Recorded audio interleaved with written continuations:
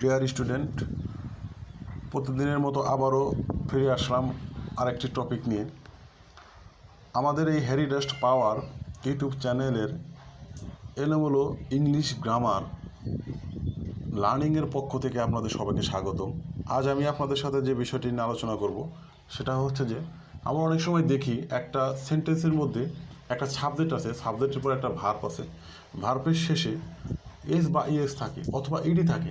আমরা বুঝতে পারি না যে এটা মানে তাৎক্ষণিকভাবে বুঝতে পারি না যে এটা কোন টেন্স।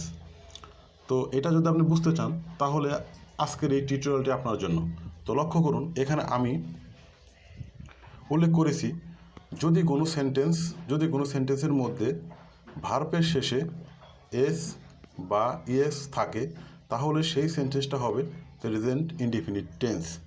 কিন্তু যদি আবার দেখেন আমি কি বলেছি, কিন্তু যদি ইডি থাকে তাহলে সেটা হবে পাস্ট ইনডিফিনিট টেন্স। জিনিসটা লক্ষ্য করেন, একটা সাবজেক্টের পরে যে ভার্বটা থাকবে সেই ভার্বের শেষে আপনার এস অথবা ইএস থাকলে সেটা হবে আপনার প্রেজেন্ট ইনডিফিনিট টেন্স। তো দেখুন এখানে আমি একটা সাবজেক্ট দিয়েছি হি, তো হির পর একটা ভার্ব আছে গিভের সাথে দেখেন আপনার এস আছে, তাহলে এই সেন্টেন্সটা হবে আপনার প্রেজেন্ট ইনডিফিনিট টেন্স।